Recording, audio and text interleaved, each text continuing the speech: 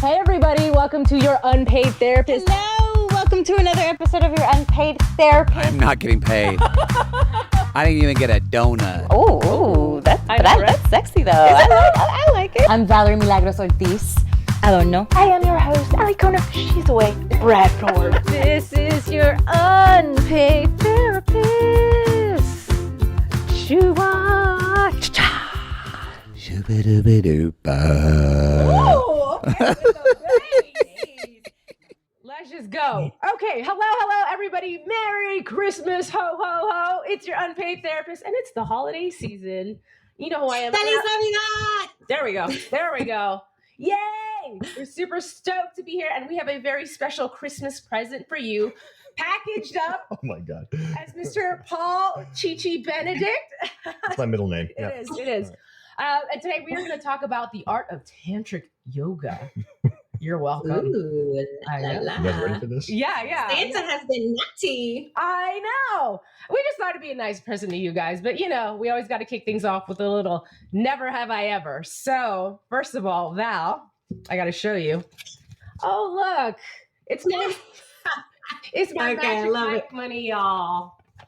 You guys, if you haven't been following the page, I went to Vegas to join Ali Kona to celebrate her birthday for the first time. We did all the things. It was so fun. So she's flaunting her cash money from Magic Mike. I mean. So since you're our guest of honor, Paul, I'm gonna let you just sift through the pile and pick a dollar. I'm going to use my tantric energy here to figure out which one is appropriate. Okay.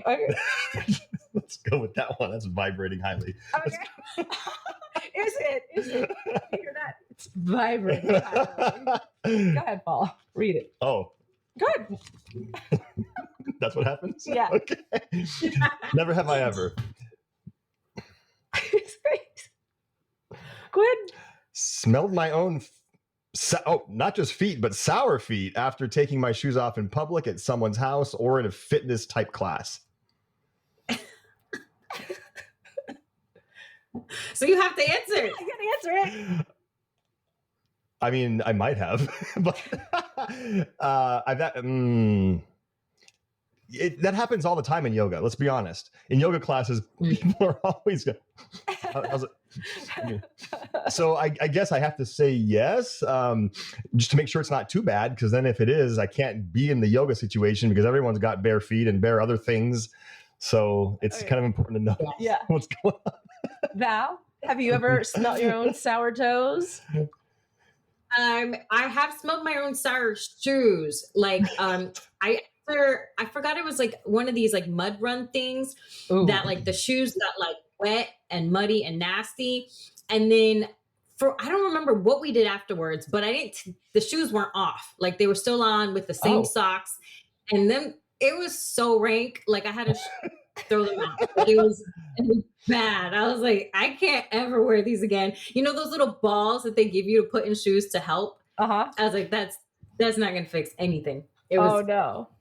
Okay, so I recently was like at home doing something, and I was like, what is that smell? And I just assumed it was some shoes somewhere. Like it happened twice. And then finally I was like, wait, hold on. Yes, but look, I have clean feet. I think it's just the shoes were smelling. Every time I put my feet into the shoes and took them out, it was, at least I wasn't in public though. Yeah, especially if you're like spreading them a lot if they're old. Yeah. Oh no, there's a little freeze happening. So I don't know if that's happening on both our ends, but there she is. So Val, I'm gonna have you pick one of your never have I evers. Oh, okay. Okay. So if you're not watching us, I'm like shuffling my pile. Get it. Okay. Let's see. I forget that some of our audience isn't seeing this. Yes, wait, have we done this before? Never have I ever watched my parents' porn collection when I was a kid. We have not done that. Okay. This hits close to home. I know. I was like super appropriate for this episode. That's a hell no. Like, thank goodness. I can't wait to hear y'all. There's too much giggling happening over there. Right. Go ahead, Paul. First? Yeah. It was like 1988 Playboys, if that counts. But of course, I'm a boy, 12 years old, opening a drawer, randomly. Oh, what's this? A Sports Illustrated, the high-waisted things in the 80s. And that was the extent of it. Playboys and stuff that my dad had. But of course, how would a boy not do that? I don't know. Let me tell you about my experience with porn, okay? So when I was in second grade, I went to my friend's house and she's like, I overheard my dad telling my mom that if she's ever lonely, he's got movies in the closet. So I went and I found them. And then she pushed play and it was called Puss in Boots. So I thought it was going to be the cartoon. And it's innocent. It was Ron Jeremy. If y'all don't know who Ron Jeremy is, you better check yourself if you don't know who Ron Jeremy is. Well, let me refresh our audience in case we don't. You guys are just so innocent. He was like, he's this picture Super Mario. That's Ron Jeremy, big hefty dude with a mustache, but he's known for having a really big pecker. So either way, I was like, what are they doing? Oh my God. And my friend's like, when I watch these movies, I do this. And she rubbed her head and her cooter at the same time. I was like, oh. That takes skill. So that's my experience with parental porn. It wasn't my parents, but it was my friends. So, okay. Funny.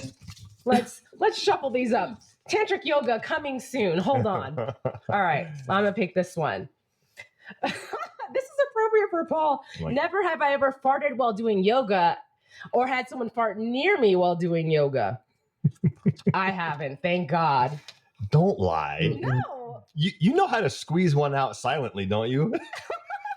I mean, let's be real. I don't think that takes skill. I mean, look, you do those twists, okay? And sometimes they do twist your midsection. Of course. Have you, in class, a loud one? Not a loud one, never. Thank goodness. Thank goodness. But if you know you've got the skill to let it out silently, yeah. That is so funny. He's not single, guys. All right. So that brings us to today's topic. So Paul here is an expert in yoga, and I wanted to dive deep because we all hear about tantric yoga, and it's supposed to make couples more connected. Maybe do we? What? Can I pause? Because I've heard of tantric sex and all those books. I've never heard of tantric yoga. So we got to start from the basics. I could have just made that term up, by the way. You didn't. Oh, okay. Okay, we'll go. Okay. This is the first time I ever hear about it. So teach us. Yes. Go ahead. First of all, tell us what it is, and how can we just how do we start? First of all, let's define what the word. I'm going to pronounce it a little bit differently than you guys are pronouncing it. I'm going to pronounce it tantra, tantra. So tantric yoga, but you can say tantra. Yeah. But aren't they that? No, you tell us how you're supposed to say it. Yeah. So I'm going to don't feel sorry for look us. That way, but talk this way. Yeah. Tantra refers to energy. It refers to energy management. It refers to manipulating your vibe, basically. So you can use energy in a lot of ways. You can use it to think more clearly. You can use it to lift weights. You can use it to have endurance for any activity. And I'm going to be a little bit of a buzzkill right now, but tantric yoga has nothing to do with anything kinky or sexy, unfortunately. So I'm gonna get that out of the way. Okay. But it does have to do with energy, which could be used for sexy things. But in the world of Tantra, we have actually two kind of delineations of tantric yoga. We have something called left-handed Tantra and right-handed Tantra. Okay. Left-handed Tantra relates to personal gain. Okay. I'm gonna do things to better myself and use objects, use practices, use people even to gain something. And that's where all the connotations of tantric sex come from. And that's okay. That's great, as long as you're doing it mindfully. And then right-handed is all about helping others and everything I can do to better the world. Because if you have a lot of great energy, you can use it to help or hurt the world. It's about helping. So left-handed and right-handed. The Kama Sutra is something everyone's heard of. That's tantric. Okay. So the Kama Sutra refers to the text on pleasure. Kama means pleasure in Sanskrit.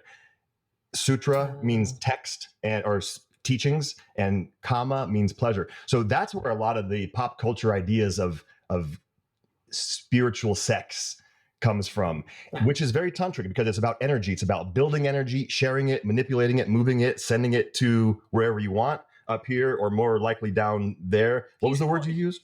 Pecker? Your pecker? And Your a cooter? C word. Yeah. Those places. If you energize your with energy, you can If you energize your hoo-hoo and your ding-a-ling. think about how Ron Jeremy like you could become. Okay.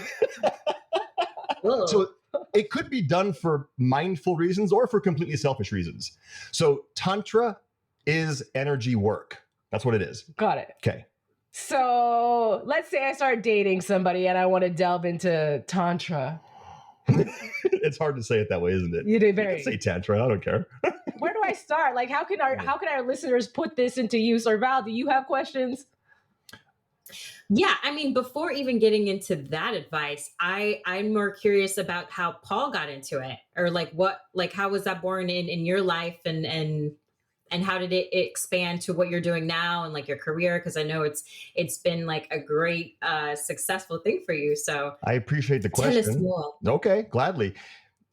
My journey into yoga began in 2007 when I learned about meditation. So I found yoga through learning to actually meditate. And I hope I'm not too much of a downer with this, but meditation is what attracted me to it, to be honest. And a lot of yoga enthusiasts find yoga through physical classes at studios with mirrors and neon lights and Lululemon pants and handstands and looking good and sweating and calling me out real hard. I was like, I take those classes all the time. Well, I teach those. I teach and take those, and I understand their place for sure. But I found it through learning to meditate and what is meditation and why would you want to and what does it do for your world and for the world. So I found meditation then, and then a few years, that was in 2007. In 2009, 10, I discovered the physical yoga. And I realized that they are two sides of the same coin. And it's all really about energy management, energy as what we've been talking about. Yeah. Most people that do yoga don't realize that all yoga is tantric in a way, because when you breathe in and lift your arms up, for example, you're lifting energy up. You're reaching up and you're taking an inhale. When you breathe in, you are literally energizing yourself. And when you put your mind on that, and when you imagine that you're breathing in prana, you've heard of prana? Yes. Val, have you heard of prana? You know what No, prana is? I haven't. Prana refers to life force. Life force. Have you heard of chi? If you're doing Tai Chi, have you heard of same thing? Chi is from the Far East. Prana is the word from the nearer east of India. Same thing. If your body has prana, you're alive. If your physical body has no prana, you're dead. So you're inhaling prana when you breathe in. All yoga is tantric, really, but you can be mindful about it or mindless about it. So I found all that stuff back in 2009, not knowing what I was finding. 2011 and 12, I started like putting it all together into one nice, fun package. And I realized, wow, I can teach strong, vigorous physical yoga and drop little knowledge bombs, or let's call them tantric bombs of wisdom on people when they're in my classes. Yeah. And you can use those same concepts that we do in class with your partner, believe it or not. You can. And we'll get to that in a minute. So I found it through learning to meditate, through learning to practice and teach physical yoga. And then, later, 2015, 16, I realized that there are specific schools of Tantra yoga, which can be used for selfless reasons or selfish reasons. And you can use it for sex. You can use it for convincing someone to accept your offer to buy a house. You can use it. You know, have you ever watched the Harry Potter movies? Yeah, a little bit. Serious? Oh my God. Do you remember the love potion thing? Like if you give someone a certain candy, they're going to eat it and fall in love with you. Yeah. Well, you can influence people's minds. You can influence people's energies. I'm sorry. So you're telling me if I would have learned this, I could have influenced Justin Timberlake to look in my direction when I was at those NSYNC concerts and made him fall in love with me? It's going to be controversial, but I'm going to say yes if you're powerful enough and if you practice enough. God, I'm signing up for your class. Like, what's happening? Now, the 99.999% of human beings cannot even approach this, but it's possible, I believe. And many people who are watching this are going to say, this dude's full of ish. Yeah. You can curse. It's okay. We drop F-bombs all the time. Okay. It's all good. But can you imagine someone who's very powerful? Like, do you have any people or that are alive now or not alive that are powerful in certain ways? Mm-hmm. Name one. Anyone that's very Justin Timberlake, right? Yeah. Can he influence a lot of people? Yeah. All right. You can learn that. He has a way to captivate people through his skill, through his charisma, through the way he looks, through the way he moves. That can be a learned skill. And that can be considered Tantra. Interesting. And it's almost like I would associate it to, and Ali Kerner, we talked about this in a separate episode. One of the never have I ever's was, have you ever been attracted to somebody who like isn't your type? And I feel like that would play into it, because sometimes some people, like, they may not physically be who you would normally be like, ooh, he's kind of cute, but their energy, and they have this little swag, and the way they talk is super confident, and they look you in the eye, and you're like, wait a minute. What is that? I love that you're bringing that up, because those behaviors can be learned, and they can be energized more by practice, by in manifesting things, by envisioning yourself acting like that, envisioning the outcome of said practices. That's all Tantra. It really, really is, because you're harnessing power. Right. Okay, so Val and I were having this conversation about, we've been having like your masculine and your feminine and attracting the opposite energy in relationships, right? So could you use that then to channel your feminine sexy energy? Of course. Okay. We want to be careful, though, that it's not too left-handed, that we don't get out of balance, because there always needs to be a yin-yang kind of situation in your body and in your mind and in your emotions. If you have too much of one, it's not healthy. We all know people who are way too feminine, who would never know how to change a freaking tire or never know how to be assertive and exercise some authority. That's considered masculine.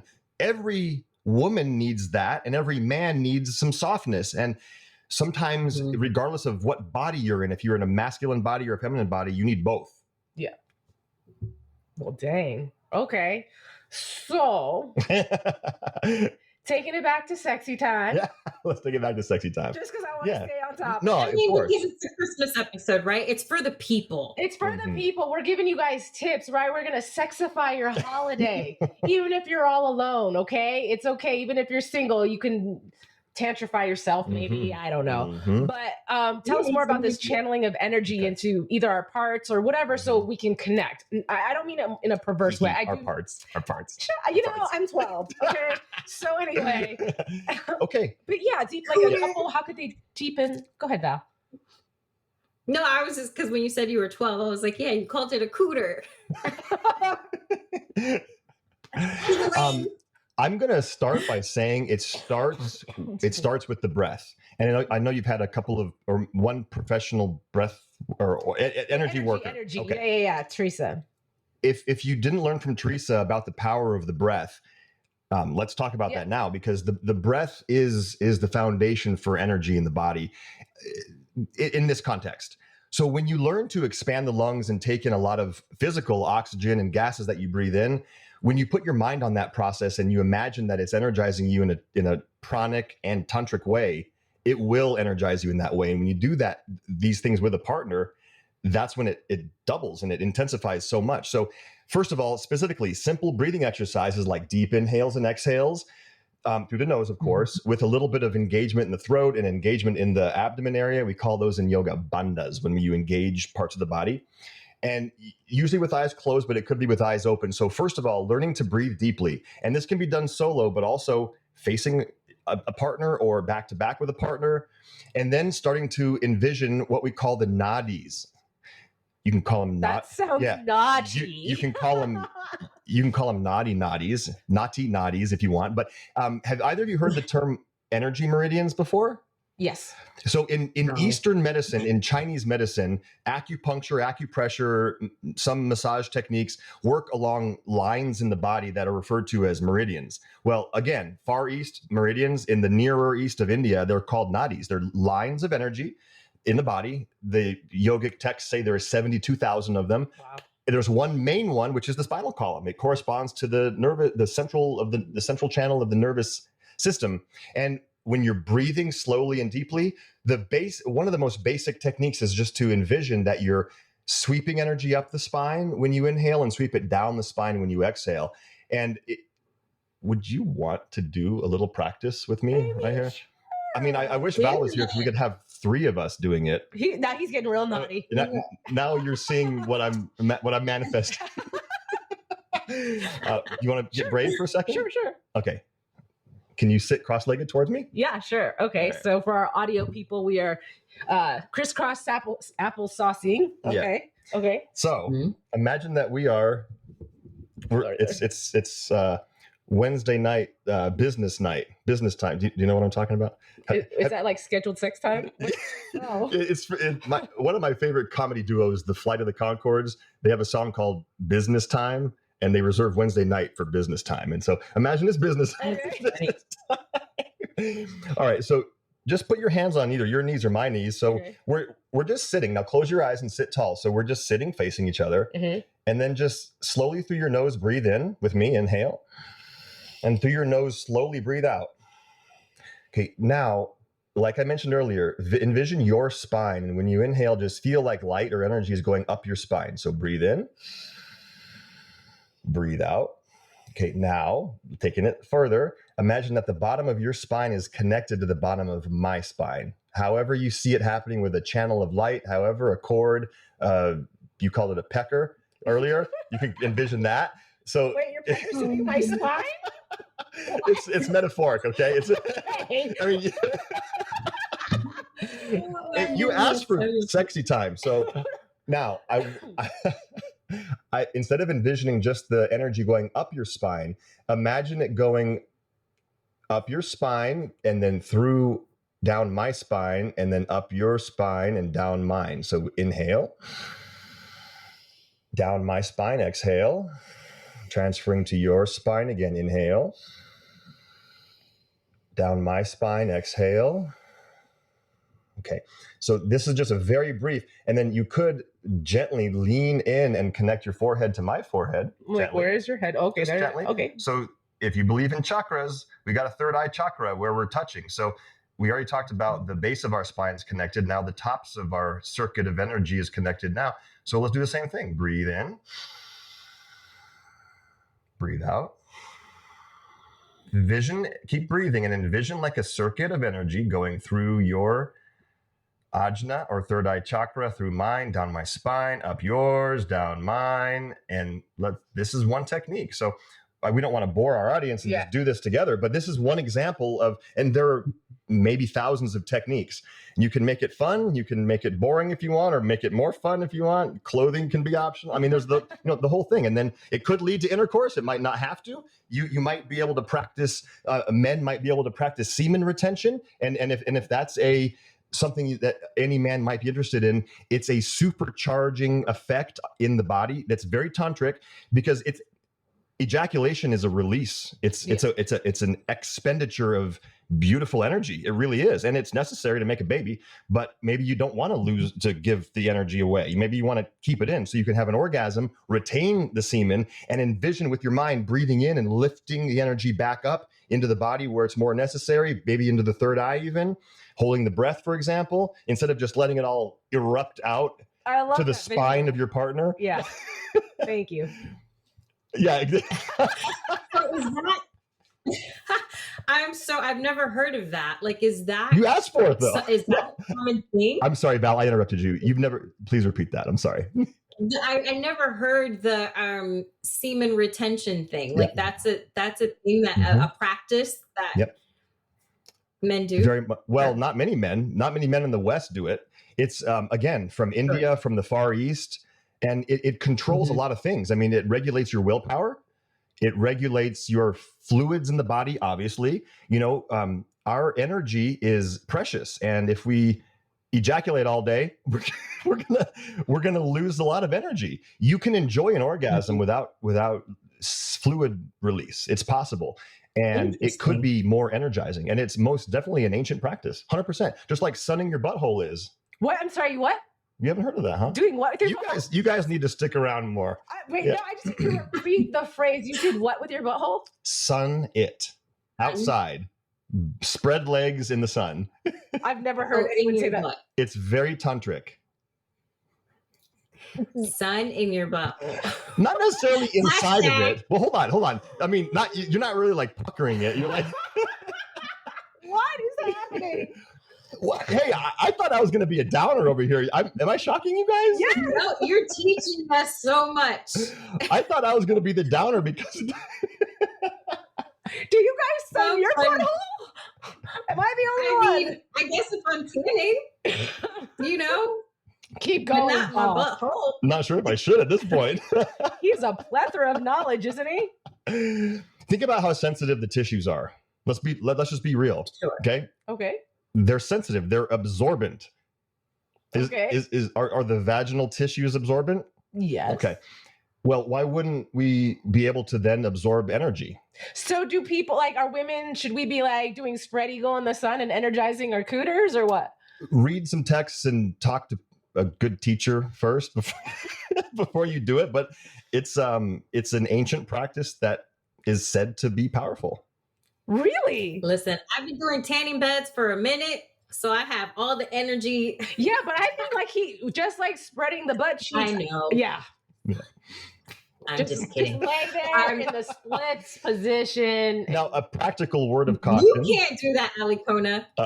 Remember your armpits got sunburned? That's true. Because she's like porcelain. She is. But a practical word of caution, though, sunburning happens like exponentially faster because the tissues that we're talking about are almost never exposed to the light of day. Yes. So be very, very cautious. But Thank okay, you. I'm going to make a disclaimer. That is a disclaimer. Yeah, I'm not recommending that anyone does it. I have to say this. I don't recommend anyone to do this, but it is a practice, and the teachings on it are available. Thank you. And have you ever sunned your I feel butthole? like Definitely. Okay. Go ahead. It feels really nice. Okay, go ahead, Val. no, I just feel like this would be like a great time to like insert a commercial for the podcast so people can like pause it, insert. Google sun, or maybe you don't Google it. I don't know what's gonna pop up. Yeah, Google it, please. Okay, so moving on to Is there a commercial break? no, she's just saying Sometimes we have like little baby breaks. yeah, Okay. we do sometimes to talk about our Patreon. Maybe we can get Paul to offer some extra advice. Like that's worthy of a Patreon subscription, I feel like. No, I would think they'd want to take his classes, not just advice. Right? Right? Come on, let's go. Okay. Costa Rica, May 4th. We're not confined by the societal rules of America, and we have 7 nights down on the beach in Costa Rica to do all these things. I'm sorry, define societal rules. You can't sun your butthole at a studio in Las Vegas. But you guys do that in your class? No, not really. But there's more opportunity to explore those things in a tropical resort situation than in a business in a strip mall in Las Vegas. I love it. Yes. Okay, so then I don't know if you have any questions, Val. I could go on forever.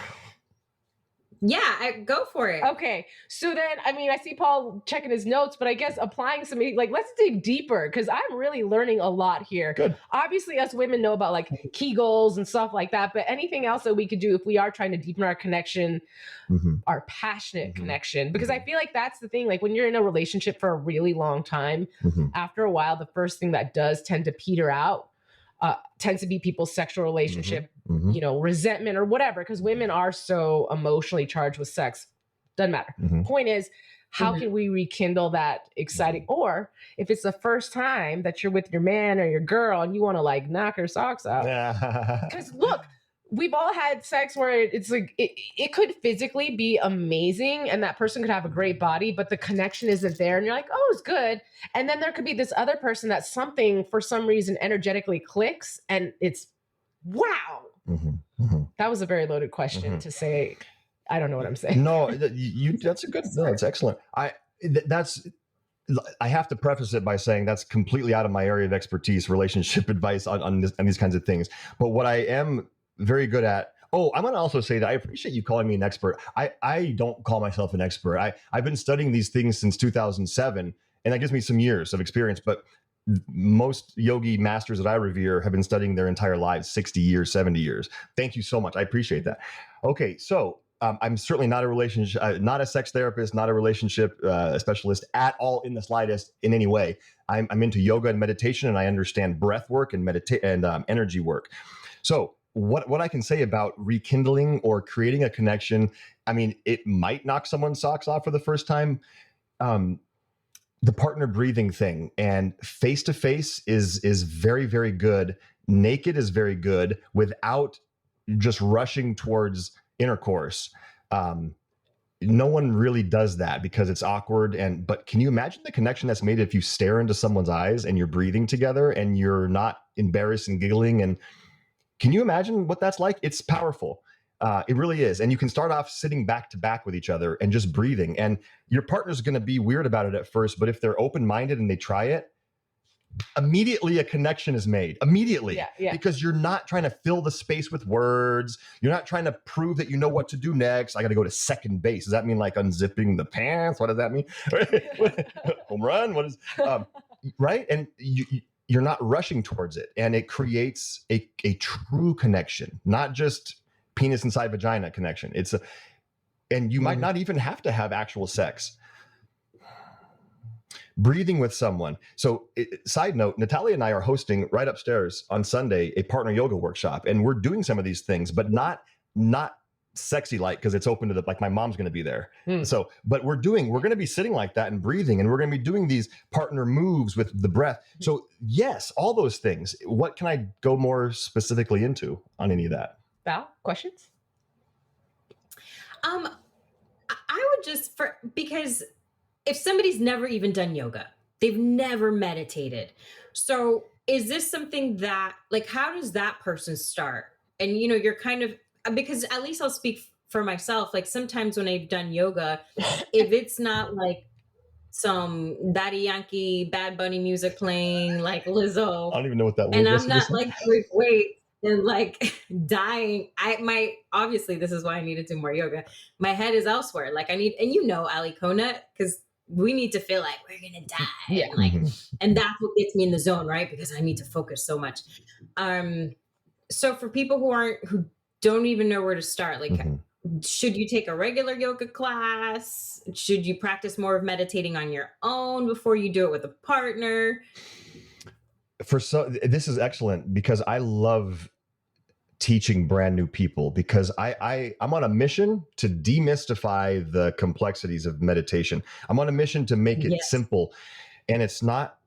Why can't I do that? Sorry, go ahead. Oh, that's the cat. Oh, sorry. That it's meditation is not making your mind go blank like a lot of people think it is. Meditation is not that. And a lot of people say, I can't meditate. I can't make my mind go blank. That's not what it is. Meditating is focusing the mind on something, on getting it on one thing. And the breath is, in my opinion, the easiest thing to learn to focus the mind on. So for a beginner, listen to an audio recording. I have a bunch that I've recorded with my voice. If you like my voice, I'll send you guys a couple you can post on your, and it's an 8-minute audio that I'll guide you through just simple, basic meditation, 8 minutes. There's 1,000 on YouTube, 1,000. Find a voice that you like and commit to just trying it regularly. And if you're brand new, it's going to be there's momentum that needs to be built in order to actually get good at this, to get the mind calm, which by the way, translates out into your life as clarity, as focus, as resilience. So there's so many benefits of meditating.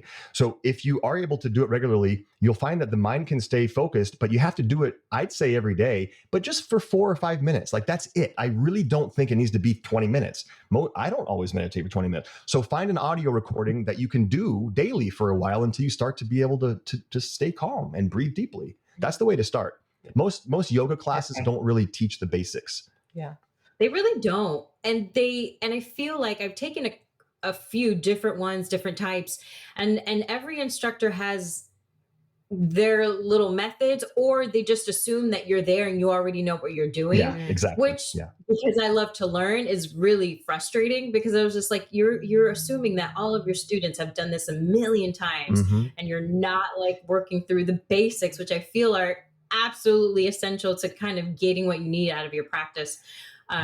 So I appreciate that. And that's great advice for anybody who's never done it, or who, like myself, sometimes tries to meditate and feels like I can't focus. Let me offer one more thing. I have a YouTube channel and an Instagram with approximately 150 videos.